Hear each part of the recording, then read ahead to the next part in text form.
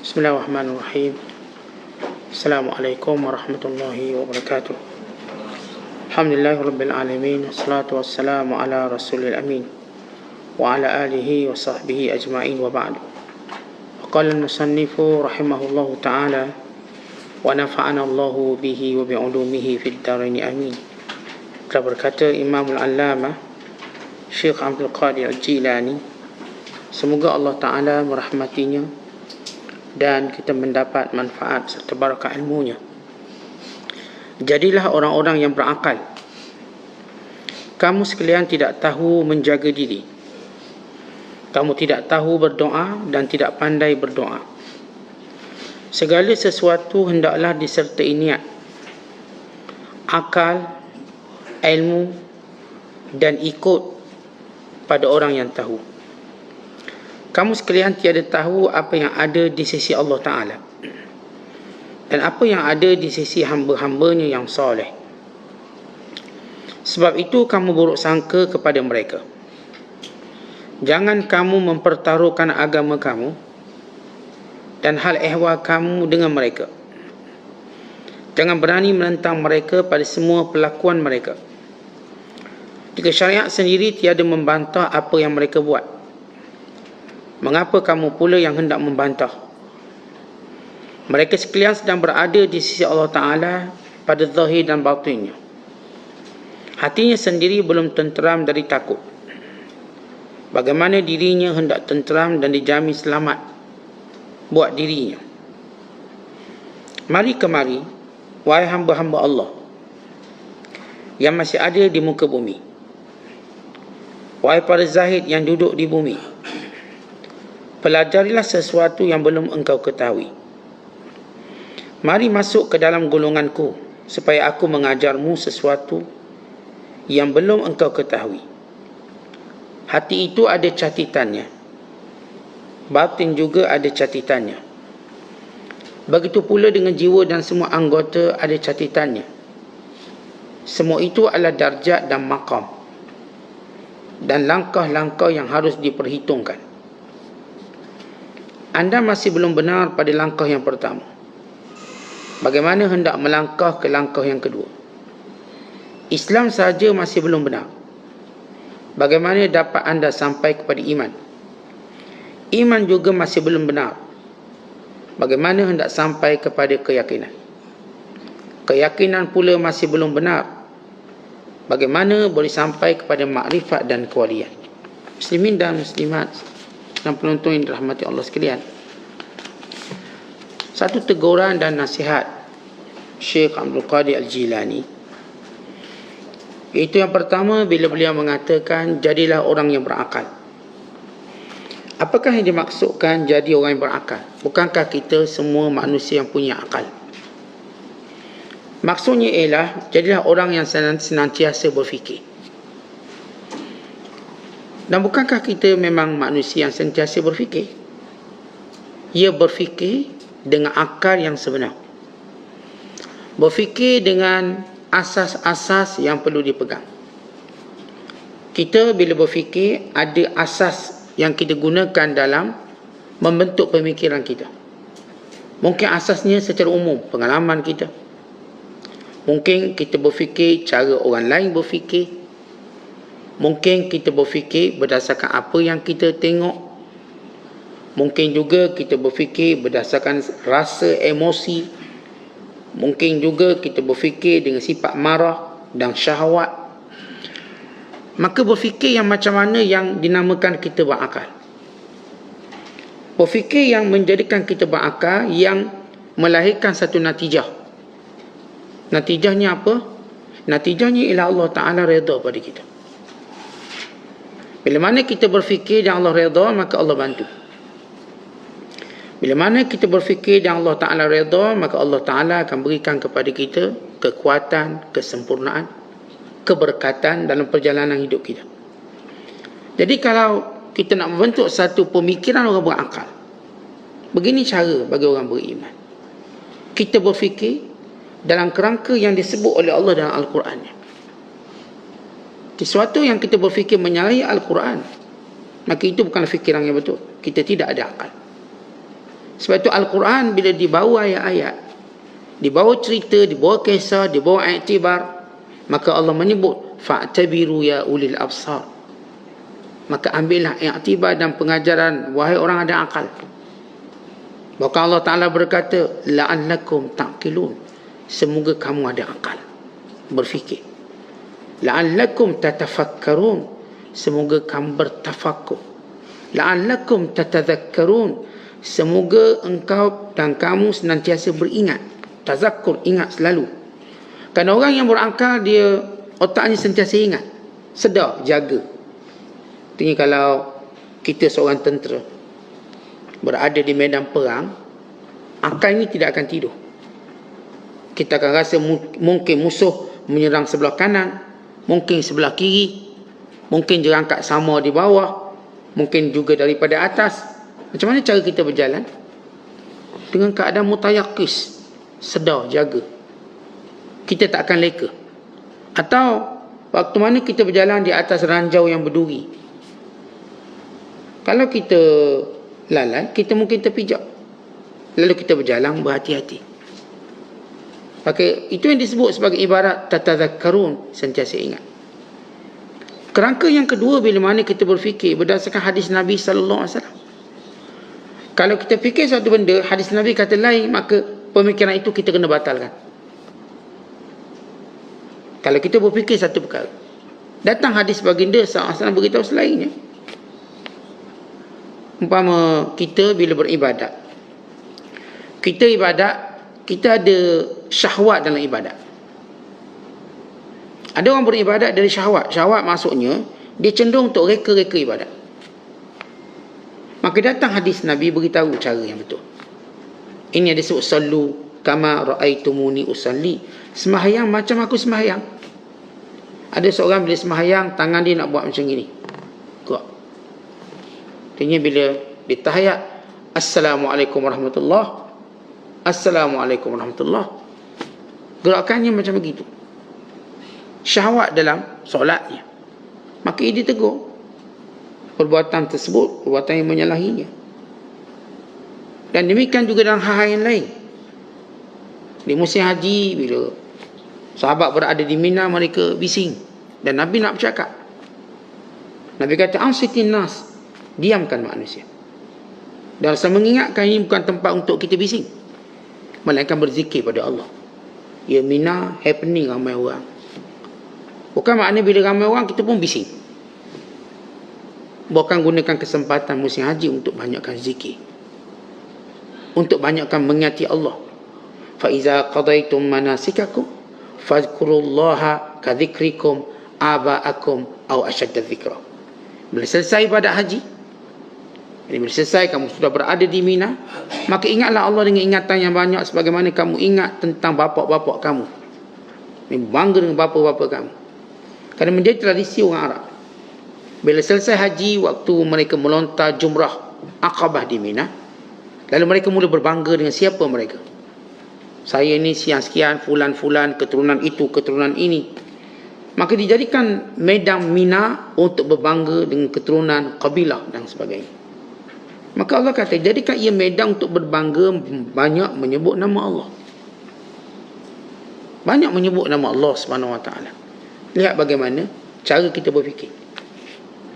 Kadang-kadang kita tawaf, kita nak bercakap, nak bersembang, jumpa kawan, Rasulullah jawab, at-tawaf mislus salah. Tawaf ni macam solat. Kita tawaf macam solat. Sebab tu tuan-tuan lihat syarat tawaf, wuduk, tutup aurat, macam solat. Kalau terdedah aurat, batal tawaf. Kalau wuduk batal, maka batal tawaf. Sebagaimana kalau kita solat, wuduk kita batal, maka batal solat.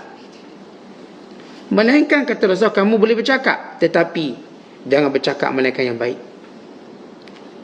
Ya, memang waktu kita tawaf tadi, kita nak bercakap kawan kita, kita jumpa.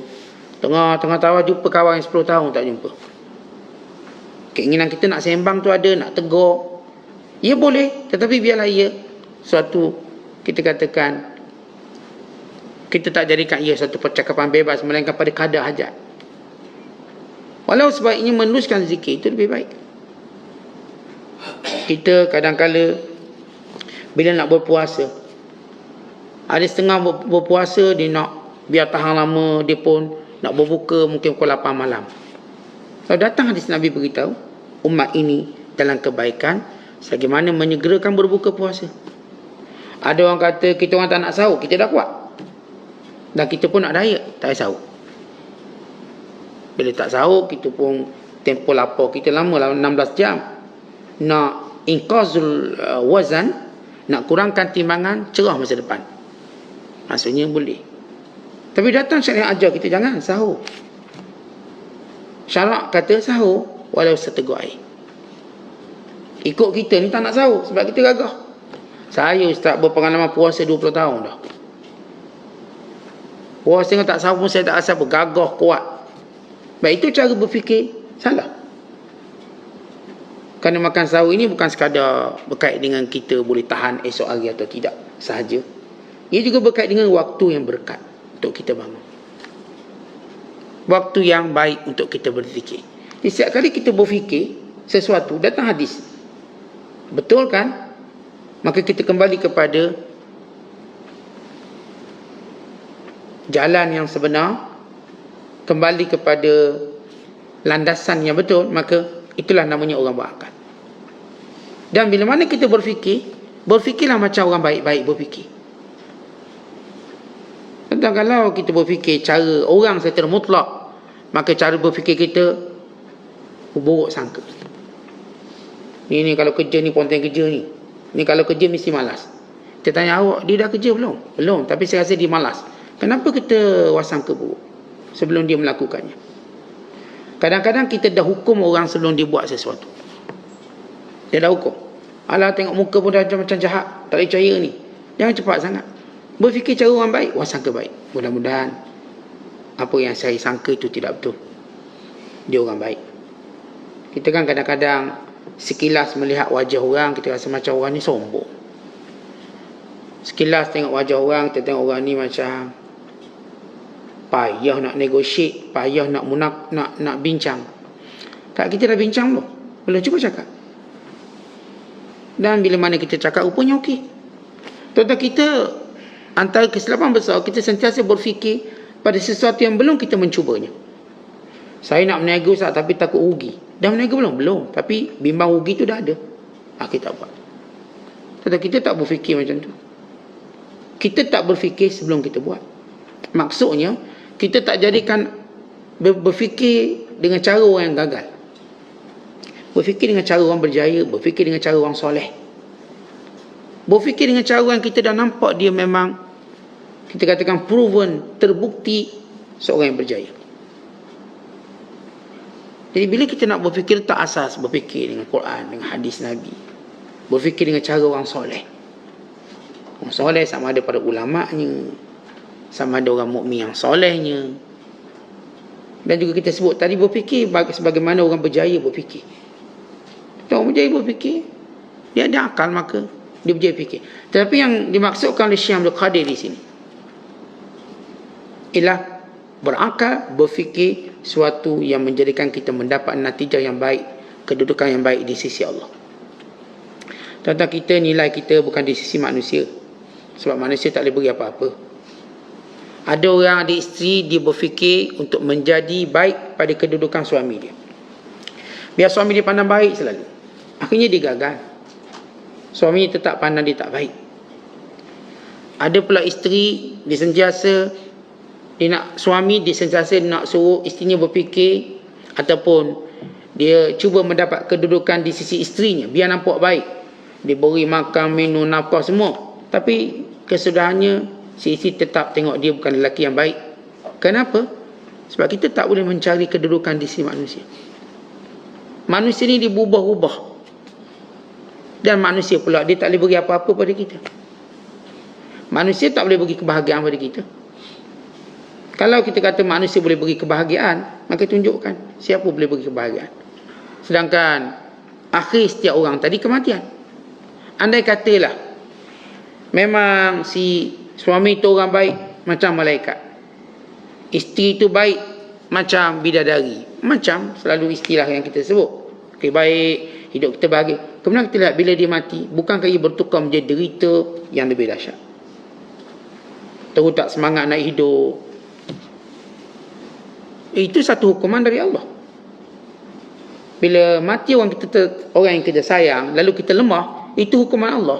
Sebab selama ini kamu letakkan kedudukan kamu di sisi manusia, maka kamu akan lemah. Kalau kamu letak kedudukan kamu di sisi Allah, maka kamu kuat. Kerana orang yang kita sayang semua akan pergi. Tuan-tuan sayang isteri akan pergi. Sayang suami akan pergi. Sayang ayah akan pergi. Lalu kita percaya kedudukan saya nak baik dengan ayah saya. Ya, bagus. Tapi ingat kedudukan itu akan datang hukuman Allah pada kita. Lalu orang ni pun mati ayah dia. Dia pun kata saya pun nak mati jugalah. Walau dia belum cukup amalan untuk mati. Dia cuma mati kerana kecewa. Sebab itu kita nak cari kedudukan di sisi Allah. Ini cara kita berfikir. Berfikir mencari kedudukan di sisi Allah. Kadang-kadang apa yang kita buat memang orang tak suka. Tetapi itulah yang Allah suruh. Bukan popular bila kita buat gerak anak-anak bangun awal. Tak popular, anak tu tak suka. Kita kejut awal. Kita kan kadang-kadang sampai tahap kita mak ayah bila anak dah besar, malah nak gerak-gerak Ustaz. Kena pandai dia. Bila kita gerak hidungnya ataupun mulutnya muncung, kita pun dah tak sedar lah anak. Akhirnya kita dah kalah dengan anak. Sebab kita nak cari redha anak. Bila kita nak cari redha anak, sewaktu kita nak suruh dia buat baik, dia tunjuk protes. Kita tak apalah, kau suka dia lah Ustaz, dia pun dah besar. Saya pun dah tak tanggung dosa dia. Dia orang yang give up bercakap. Kenapa? Sebab bila dia meletakkan kedudukan manusia itu lebih tinggi. Tapi kalau sekiranya dia letak kedudukan, dia nak berada pada kedudukannya di sisi Allah, apa kata Allah? Wa'mur ahlaka bis salati wastabir 'alaiha. Suruh keluarga kamu solat dan sabar. Akhir kita nama mak, nama ayah. Lagi mana kamu duduk rumah aku walaupun dah besar, ibu menantu kita pun walaupun setengah orang anggap menantu ni macam orang luar, tapi duduk rumah kita, kalau dia tak bangun subuh, kita gerakkan dia. Bangun, solat. Dan kita tak pernah rasa penat. Kerana itu Allah suruh. Walaupun sampai peringkat menantu tak suka, malah lah balik mak mertua ni suka gerak subuh. Tak apa, tak nak balik sudah. Ada setengah mak mertua mengalah. Sebab kita bukan tak nak tegur Ustaz. Tapi kalau kita tegur tak balik rumah kita. Jadi kita raya seorang-seorang ayam witik je Ustaz. Jadi sedih lah. Nantu tak nak balik sebab kita ni suka tegur. Tuan-tuan, itu benda-benda yang cara berfikir salah. Ustaz, saya ni bukan tak nak tegur kawan-kawan. Tapi kalau tegur Ustaz, kawan-kawan tak nak tegur saya. Kalau saya nasihat dia, akhirnya kita tak rapat. Tuan-tuan, kita cari kedudukan di sisi manusia. Sedangkan manusia tak boleh beri apa-apa pada kita. Tak, kita tegur. Tapi bukan maksudnya kita tengking. Bukan maksudnya kita marah. Tegur. Tuan-tuan, kita ni amat perlu kepada cara menegur. Kita sentiasa rasa desperate ataupun rasa macam orang yang hilang ilmu pengetahuan. Seolah kita nampak tegur dengan segala kebencian, kemarahan, dengan suara yang tinggi. Itulah namanya tegur. Tuan-tuan, tegur bukan begitu. Lagi mana kita ada niat kebaikan untuk dia, maka datang perkataan yang baik untuk dia. Saya sayang awak dan saya nak kebaikan untuk awak, maka teguran yang datang. Dan tegur bukan kita nak menang bercakap, tapi nak sampaikan apa yang dah kita nak beritahu. Ramai orang bila dia tegur, dia nak menang. Bila nak menang tu dia akan kecewa. Sebab orang yang ditegur tak akan mengalah. Tak tegur, dia lawan. Tegur, lawan. Tak, tegur bukan untuk kita menang. Tuan-tuan, kalimah yang berkat, kalimah yang baik, bila kita sampaikan, walau dia tolak, dia tetap sampai ke hati dia. Walau dia tolak, tak betul lah apa cakap, ingat awak seorang ke pandai, saya pun ada tok guru lah ni, biarkan. Tapi kalimah itu tembus masuk hati dia. Nanti bila dia dah berpisah kita, dia pun ingat, betul juga memang tu cakap, salah aku lah.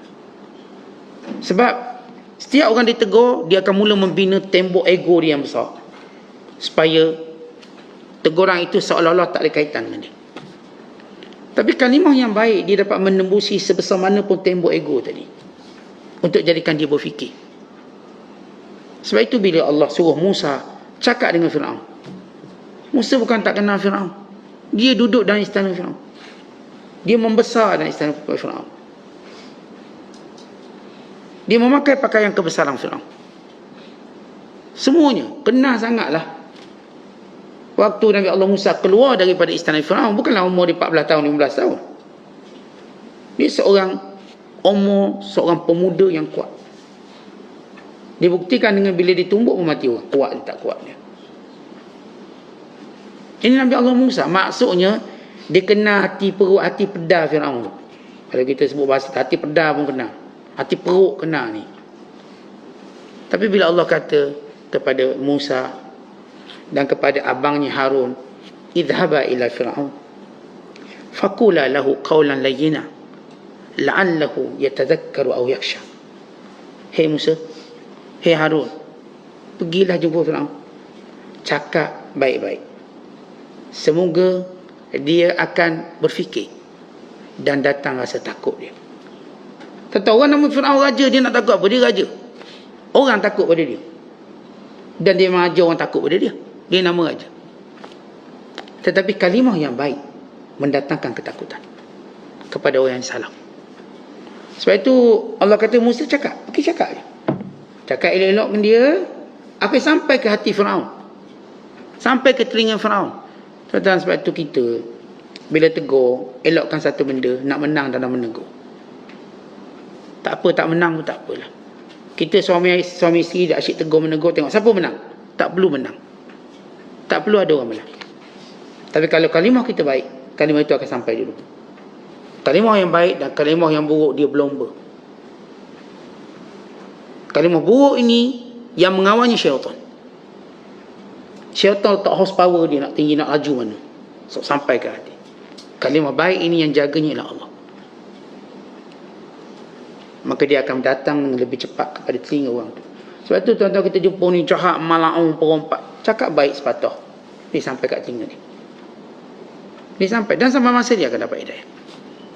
Jadi ini konsep. Dan mana kita menegur. Bukan tegur untuk kita menang. Kalau kita masih ada sifat tegur untuk menang, kita tidak boleh jadi pendakwa. Sebab tegur kita nak menang. Biar orang ditegur tu mengaku dia salah. Ngakulah salah. Itulah kau ni kan tak pergi kuliah. Ngaku salah. Ngaku kau ni bodoh. Tak perlu. Dia tak ngaku tak apa. Kalau dia kata dia lebih pandai pada kita pun, silakan. Tak ada masalah kita. Dia nak tahu. Saya tahu dah benda ni. Saya belajar lama. Terpulang. Tetapi kalimah yang baik yang saya katakan dengan niat yang baik, dia akan sampai ke hati manusia. Baik, ini cara kita berfikir dengan betul.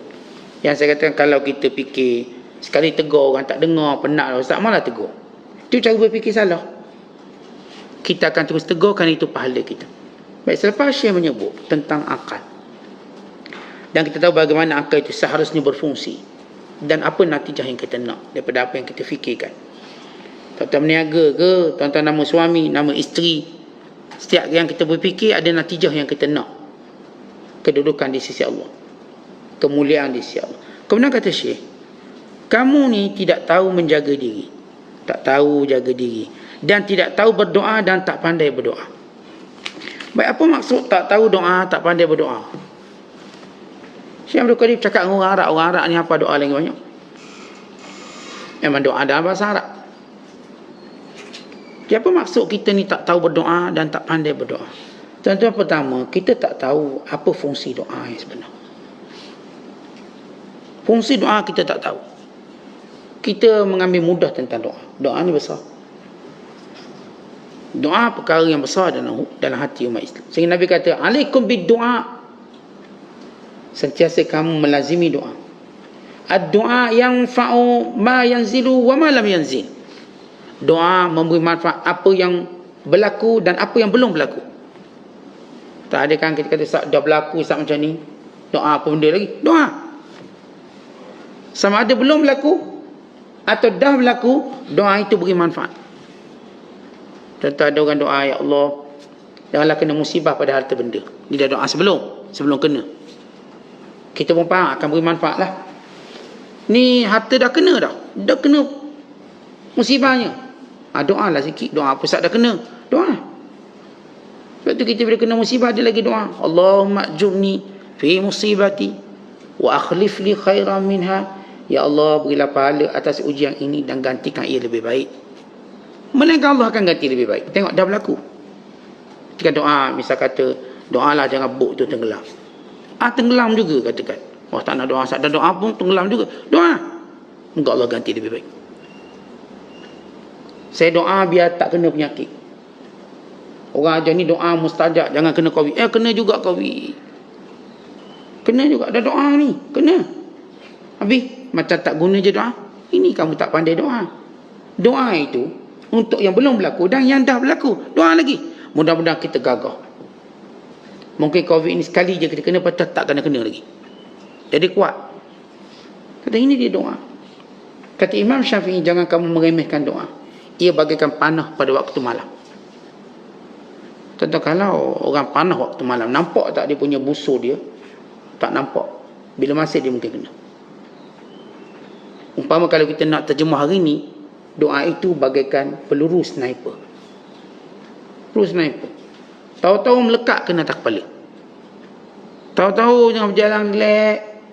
Tahu kalau perang, antara benda paling penting dalam perang sniper. Apa itu sniper? Penembak tepat. Penembak jitu. Dia ni tak nampak. Dia berkelubung. Dia tunduk selalu. Dia tak menampakkan diri. Badannya mungkin dipenuhi dengan pakaian yang menutup identiti. Tapi peluru itu tepat kena atas kepala. Semua, kalau berlaku perang, yang paling orang takut sniper. Yang kan ia boleh membunuh jenderal-jenderal besar. Jenderal besar mati kerana sniper. Itu paling takut. Antara masalah Amerika waktu menyerang Iraq ialah sniper. Dia membunuh ramai tentera Amerika. Di Afghanistan pun sniper. Walaupun mereka tunjuk sniper mereka hebat, tapi last kali mereka yang keluar. Kerana asalkan sniper sana lagi hebat. Sehingga mereka tidak pernah berjaya dalam perang. Di perang Vietnam, ditarik diri. Di perang Iraq, ditarik diri. Di perang Afghanistan, ditarik diri. Dia tak pernah menang.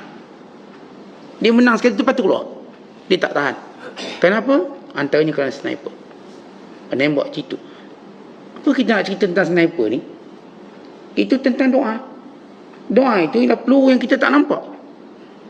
Ada orang berkuasa, dia ingat dengan segala benda yang dia ada, dia boleh zalim pada orang lain. Akhir datang doa yang mustajab kena pada dia.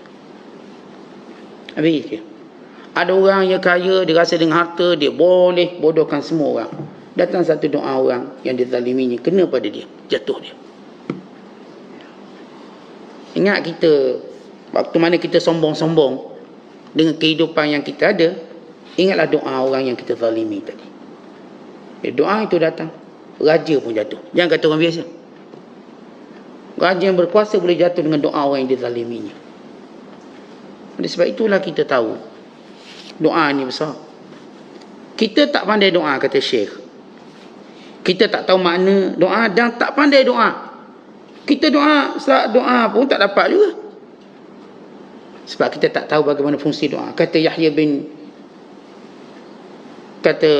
seorang ulama yang bernama Yahya bin Mu'az, radhiyallahu ta'ala anhu, jangan kamu merasa lambat dimustajabkan doa. Kerana kesalahan itu pada kamu yang telah menutupnya dengan dosa kamu.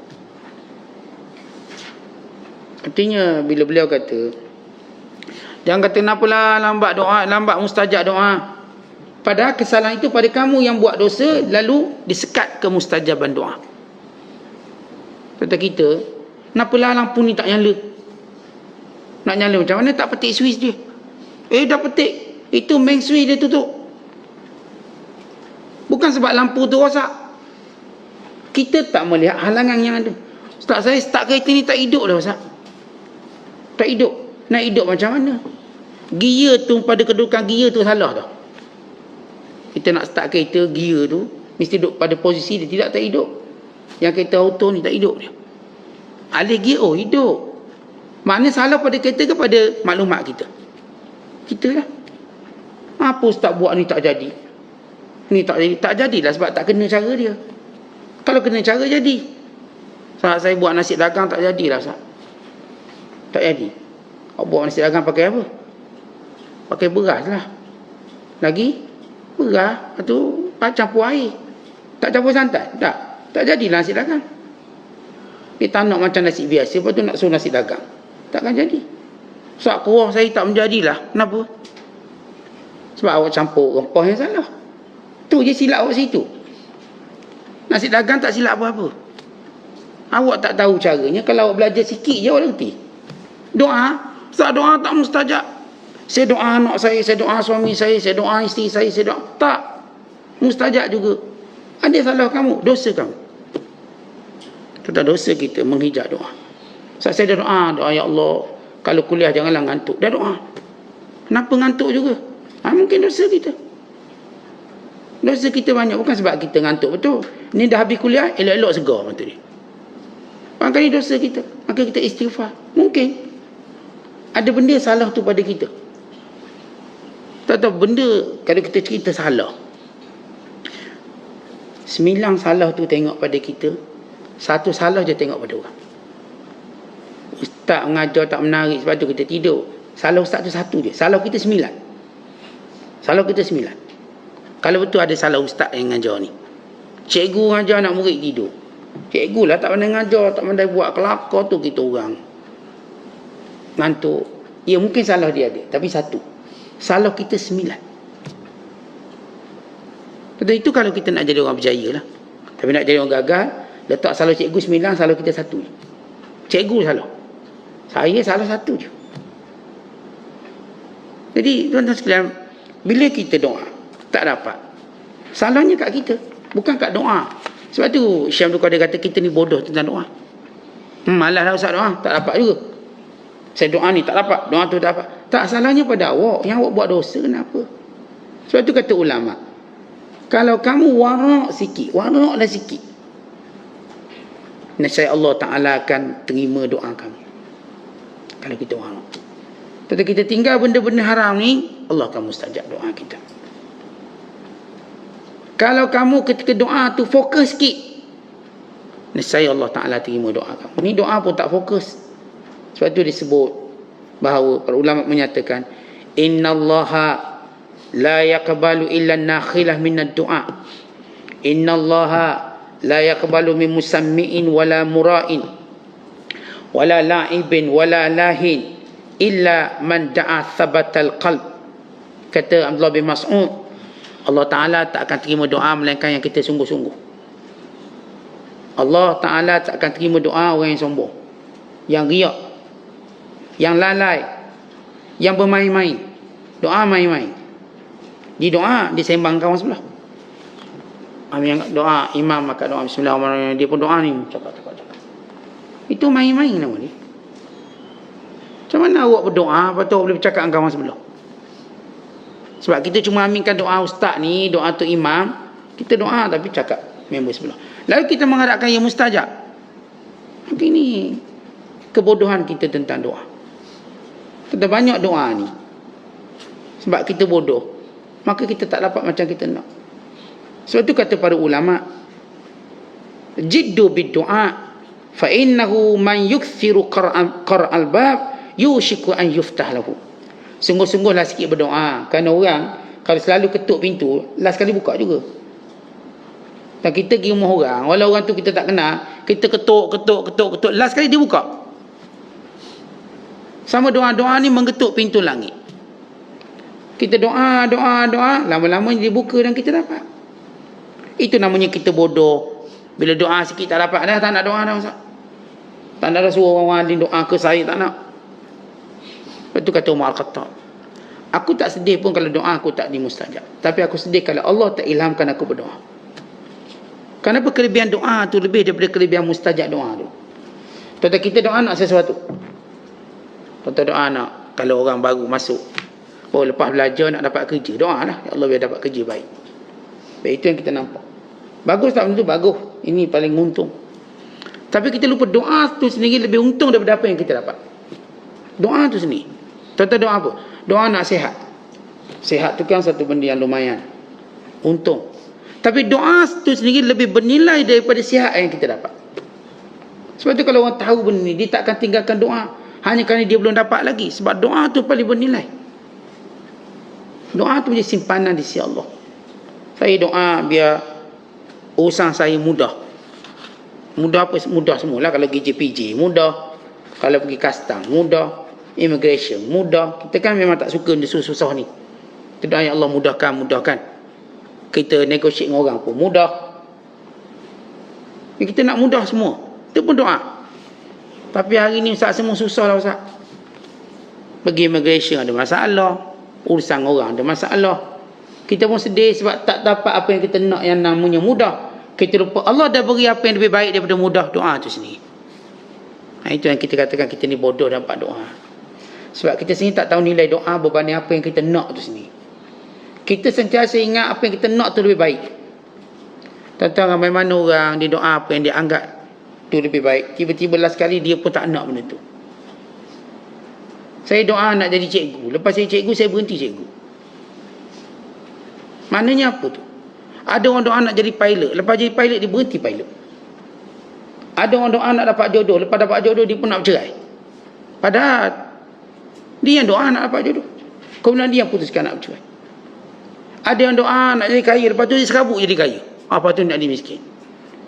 Ada orang dia doa nak benda tu. Lepas tu dia menyesal apa yang dia minta. Bukan dia buang apa yang pernah dia minta. Dia buang. Macam saya kata minta kerja ni, lagi dia berhenti. Kenapa tak teruskan? Saya ingat kerja ni bagus lah. Doa lah biar dapat jadi pilot. Tiba-tiba tak bagus. Doa nak jadi polis, akhir berhenti. Doa jadi askar, berhenti. Tentang mana kalangan kita doa nak sesuatu, akhirnya kita sendiri buang benda yang kita nak. Kita tak nak. Ya Allah, biarlah rumah ni aku dapat. Comel rumah ni tepi tasik.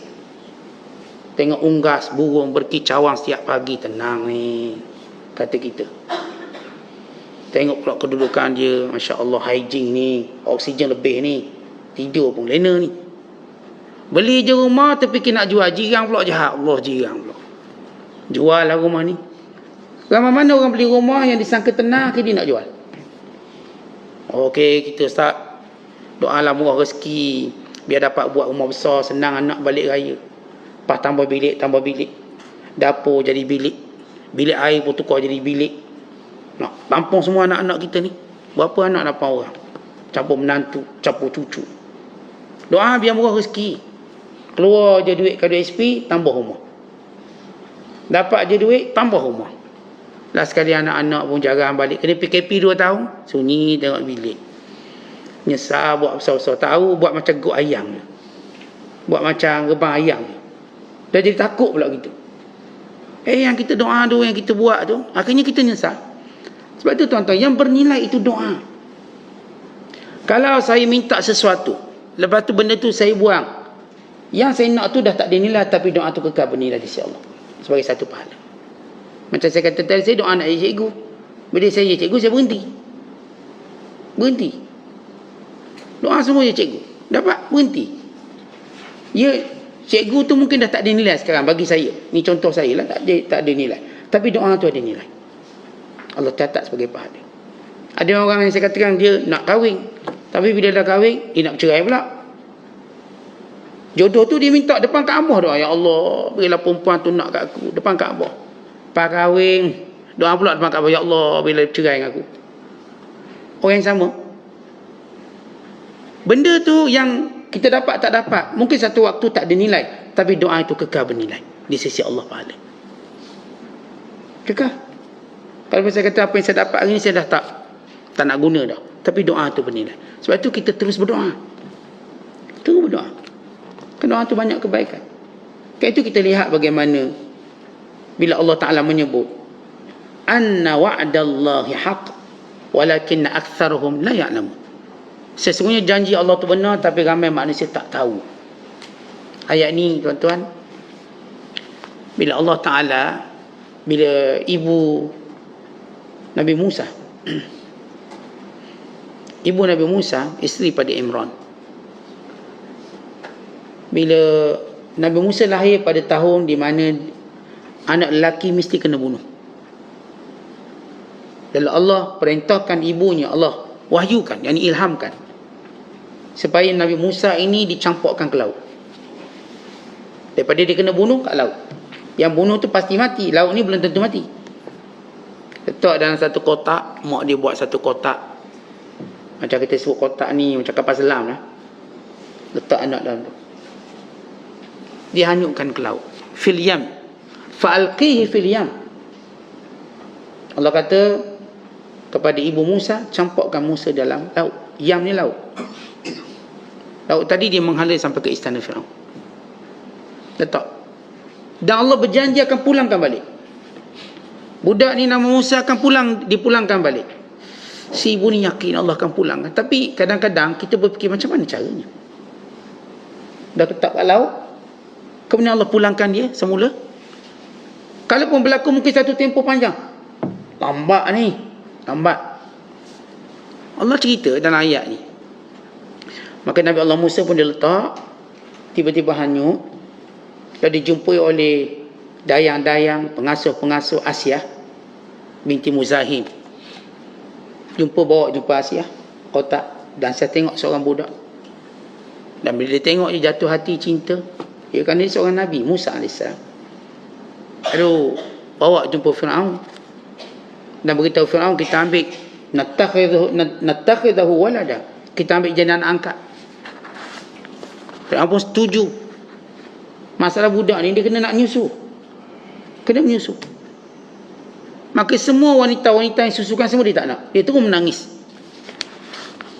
Sehingga salah seorang yang kebetulan waktu ibu Nabi Allah Musa hanyutkan Musa ke laut, dia berkata kepada saudara Nabi Musa, qalat li ukhtihi kusi, dan berkata ibu Musa kepada anak perempuannya, kakak, kusi, ikut. Waktu hanyut tu ikut, ke mana pergi? Si kakak ni ikut. Dan sampai ke istana. Dan dia sentiasa muraqi, ataupun kita katakan tatatalla ala akhbari, cuba mendapat berita, cerita. Akhir dapat tahu Musa ini sentiasa menangis nak cari nak ibu susuan. Lalu budak perempuan ini, kakak pada Musa, minta izin menghadap dan beri satu nasihat. Saya tahu siapa yang boleh menyusu dia. Saya tahu siapa boleh menyusu dia. Saya kenal ada seorang perempuan, dia tak kata mak dia. Seorang perempuan, kerana budak perempuan ni bijak. Seorang perempuan yang boleh susu dia. Maka dipulangkan. Dipanggil ibu Musa datang ke istana, susu, dan Musa dengan begitu selera minum susu. Itu janji Allah, Allah akan pulangkan balik. Si ibu terfikir, bilalah dipulangkan anak ni. Dia yakin, tapi macam mana? Maka datang dengan cara yang ajaib. Dia tak perlu tunggu tempoh yang lama, melainkan tempoh dihanyutkan, dipanggil balik untuk menyusu. Ini Allah Ta'ala sebut, anna wa'dallahi haq walakin aktsarahum la ya'lamun. Janji Allah tu benar, tapi ramai orang tak tahu. Allah tunjuk bukti. Supaya tuan-tuan bila kita doa, Allah janji akan mustajab. Ud'uni astajib lakum. Doa aku mustajab. Janji Allah tu benar. Tapi kita kebanyakannya tak tahu. Yang ini disebut kita ni bodoh dan tak pandai berdoa. Apatah lagi kita tak reti nak tengok waktu-waktu, keadaan-keadaan yang sebenarnya kita ada kelebihan berdoa, tapi kita tak nak berdoa. Kita ada waktu-waktu yang memang mustajab kita berdoa, atau keadaan yang mustajab, tapi kita kurang ambil cakna waktu-waktu mustajab. Antaranya bila kita doa kepada saudara kita dalam keadaan dia tidak mengetahuinya, maka doanya mustajab. Atau disebut da'watul muslim li akhihi bidzahril ghaib. Tentu kalau kita tahu kawan-kawan kita ni, kalau didoakan pada kita, bukan depan kita, doa itu akan mustajab. Sebab itu kita sentiasa pesan pada kawan-kawan, doakan untuk saya, doakan untuk saya. Maka kawan ni pun akan doa. Asbab dia doa mustajab.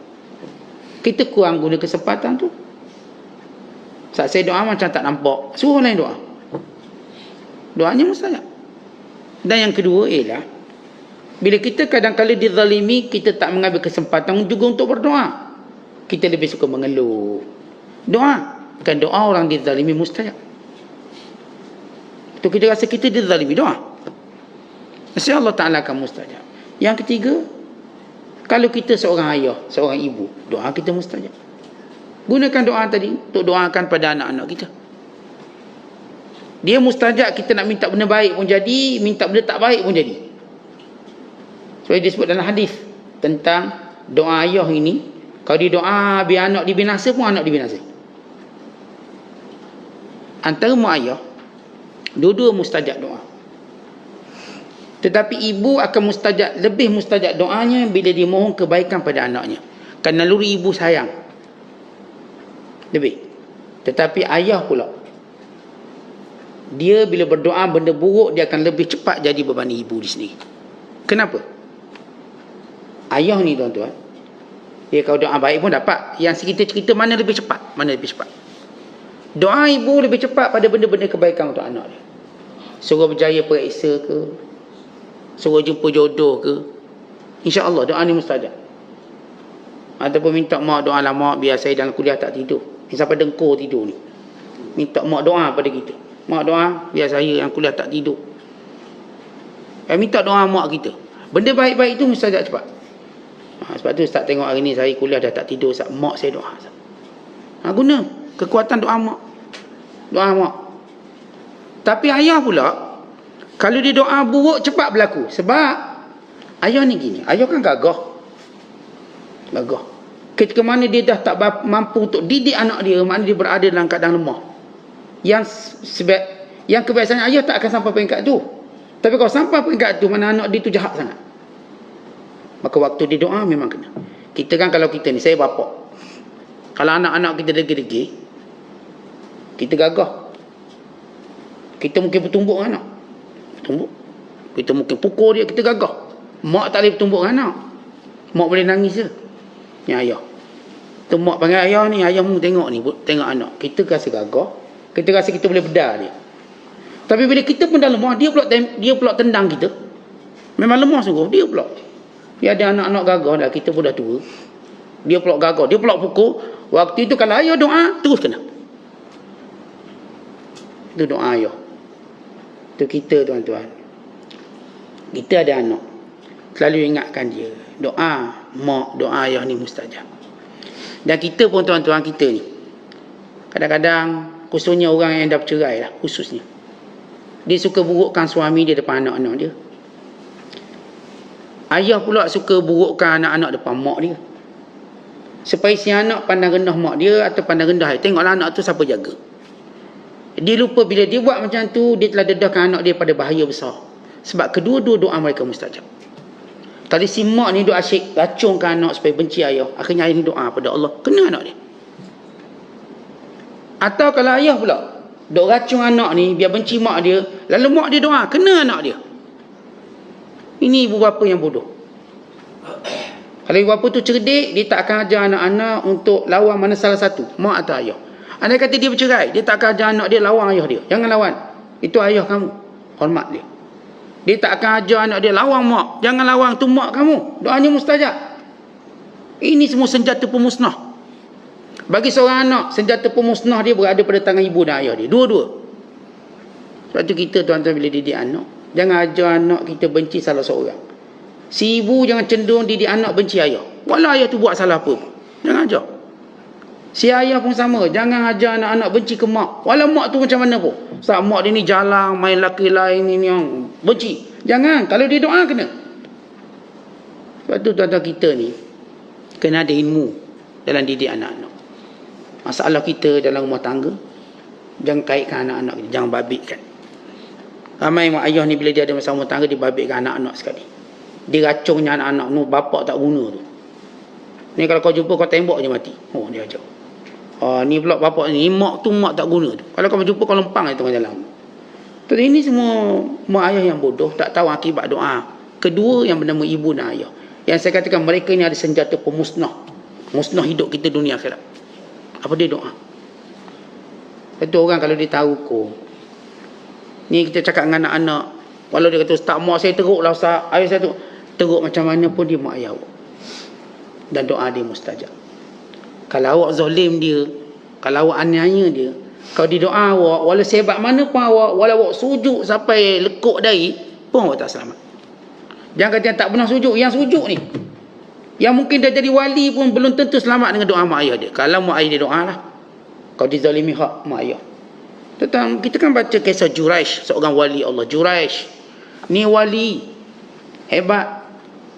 Hanya kerana dia tak menerima panggilan ibu dia.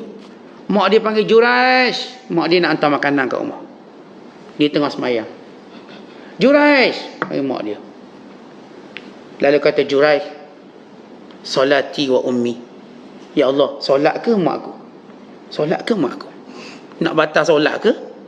Untuk dengar, untuk menyahut panggilan mak, atau terus solat? Mak dia panggil lagi, Juraish. Dia kata lagi, ya Allah, solat ke mak aku? Mak dia panggil kali kita, Juraish. Dia pun kata benda yang sama, ya Allah, solat ke mak aku? Akhir mak dia pun kecil hati. Tu kecil hati biasa, dia panggil tak nyaut. Bukan yang jenis yang pukul-pukul tu lagi teruk. Dia panggil tak nyaut, kecil hati. Ya Allah, jangan kau matikan anakku sehingga dia melihat wajah pelacur. Ni Juraish ni tak pernah tengok perempuan. Mak dia kata, ya Allah, jangan kau matikan anakku. Sampai dia tengok wajah pelacur. Yang ni difitnah dengan pelacur. Punya marah mak. Akhir benar. Ada seorang pelacur zaman Bani Israel. Dia berbangga sebab dia lawa. Dia telah menundukkan ramai lelaki. Lalu mereka berkata, ada orang kamu tak ditundukkan. Siapa? Juraish. Dia ni perempuan lawa. Siapa pun rebah. Kata orang ramai, kalau Juraish kamu tak boleh. Maka perempuan pelacur ni pergi goda Juraish. Masuk rumah Juraish. Rumah Juraish tak berkunci. Masuk. Dan dia tu telanjang depan Juraish. Dalam hadis, dia menanggalkan seluruh pakaiannya. Dan Juraish dalam keadaan solat. Bayangkan. Godaan dia. Dah kawan tak pernah tengok perempuan. Dia goda begitu. Tu telanjang. Juraish kekal solat. Si perempuan nak marah. Kenapa? Helah dia tak berjaya. Dah ramai lelaki, dia tak sempat telanjang, lelaki dia dah rebah. Ini dah telanjang, masih tak rebah. Maknanya, betapa dia rasa malu dengan perancang yang gagal. Akhirnya dia turun dan dia berzina dengan pengembala kambing. Kemudian dia mengandung. Dan dia berkata, anak ini hasil daripada hubungannya dengan Juraish. Diviralkan. Orang percaya, orang kampung datang lalu robohkan rumah dia. Dan memukul dia. Tentang ni wali Allah. Tak selamat. Kesan doa mak. Doa mak. Akhir dia terkena ni. Yang bukan wali baru start belajar tasawuf ni, jangan harap. Ni dah wali ni. Rasulullah sebut nama ni Juraish. Maknanya dia bukan wali biasa. Akhirnya roboh rumah dia, orang belasah dia. Lalu kata, kamu telah berzina, pura-pura baik, bla bla bla. Lalu kata Juraish, bawakan, nanti kalau dah beranak, bawakan anak itu pada aku. Tahu fitnahnya panjang, sampai perempuan tu beranak. Lama mana fitnah, dia tangguh, malu. Kalau mengandung 9 bulan ni. Akhirnya budak datang, maka Juraish pun letak tangan dia dekat pusat budak. Man abuk, siapa ayahmu? Maka jawab kanak-kanak ini, ra'il ghanam, pengembala kambing. Maka orang kampung minta maaf. Lalu kata, biar kami bina rumah kamu dengan emas. Sebagai satu cara permintaan maaf. Juraish senyum. Kenapa? Dia sudah terkena doa ibunya. Bisa doa tu. Tu tuan-tuan kita mak ayah ni. Ni saya cakap pada mak ayah yang duk racun anak-anak supaya benci salah seorang daripada mereka. Khususnya dalam bercerai. Atau tak bercerai sekalipun. Tak bercerai pun sama juga. Dia buat puak. Kau ni anak ni tim aku. Tim ayah yang ni. Tim ayah. Ni tim anak lelaki. Ni tim anak ataupun mak. Dia main ting-ting pula ni. Ni anak mak kan ayah. Anak abah. Anak abah dapat allowance lebih sikit. Dia pula kata anak mak boleh makan banyak sikit. Duk main gaduh macam tu. Bila mak gaduh, ingat sokong mak tau. Sokong mak. Duk belakang mak. Kita dah beritahu anak-anak jangan jadi penyokong mak atau ayah. Dia sokong macam mana pun, dia akan rebah. Sokong membawa rebah. Jangan sokong mak dia bila gaduh ayah dia. Jangan sokong ayah dia bila bergaduh mak dia. Maka jadilah dia sebagai penonton saja, kalau tak mampu jadi referee. Dua je. Iman tuan-tuan jadi penonton, tengok je lah. Jadi CCTV je. Atau jadilah referee. Maksudnya damaikan. Kalau mampu. Jangan kita sokong ayah kita betul. Kita sokong mak. Ini cari penyakit semua. Kerana kita lupa doa mereka yang saya katakan bahaya. Senjata pun musnah. Hidup ni tuan-tuan, kalau kita ada masalah mak kita, ayah kita, maka dengan bahasa mudah gelap masa depan. Itu je. Tak payahlah cerita kejayaan apa pun awak dapat. Awak sebenarnya tak ada apa kejayaan. Itu cerita mak ayah besar. Lepas tu saya katakan, jangan kita ni tarik anak-anak kita menyebelahi kita dalam, khususnya perbalahan rumah tangga, jangan dia tarik-tarik lah. Biar anak duduk dalam posisi dia. Semua kena tahu. Supaya semua ayah, semua ibu sentiasa mendoakan kebaikan untuk anak-anak. Sentiasa punca kepada kebaikan untuk anak-anak. Ayah punca kebaikan anak, mak juga sama. Si mak kata minta doa ayah tu, ayah pula kata minta doa mak tu. Mereka saling tunjuk kebaikan. Maka ini orang yang ada akal dan bijak dalam bab doa, supaya mengelak daripada banyak kemusnahan. Kemudian kita tahu doa musafir. Kita juga tak ambil kesempatan daripada musafir kita. Doa musafir mustajab sepanjang musafir. Doa banyak-banyak. Kemudian doa orang yang berpuasa. Ni tengah puasa, tak tahu doa lah banyak-banyak. Puasa ni kita tak ambil kesempatan. Itu ada sebut Syekh Abdul Qadir, bodoh kita ni. Tak tahu puasa doa. Bukan tunggu buka puasa je doa. Sebelum tu pun doa dan doa. Semayang, lepas semayang, lepas mengaji Quran, doa. Ini doa mustajab. Saya dah sebut tadi, kalau tuan-tuan minta sesuatu, doa itu lebih berharga daripada sesuatu yang kita minta. Jadi banyakkan doa. Yang penting kita tahu doa sebahagian daripada ibadat. Ad-du'a huwal ibadah. Doa itu ibadat. Dan kemudian doa anak-anak yang soleh. Tapi kalau anak kita soleh, jaga solat, tak buat benda haram, doanya mustajab. Jadi si ibu si ayah jangan malu nak sebut. Nak doakan untuk ayah juga, doakan untuk mak. Doa mereka juga mustajab.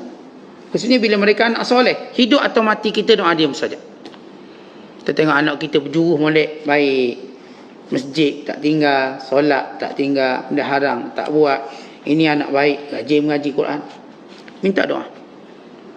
Ada orang lepaskan peluang anak-anak baik tak minta doa. Walhal dia berhajat pada doa mereka. Tentang nanti kita mati. Nabi kata apa? Idza mata ibnu Adam inqata'a amaluhu illa min thalath. Sadaqatin jariyah, aw ilmin yuntafa'u bihi, aw waladin salihin yad'u lahu.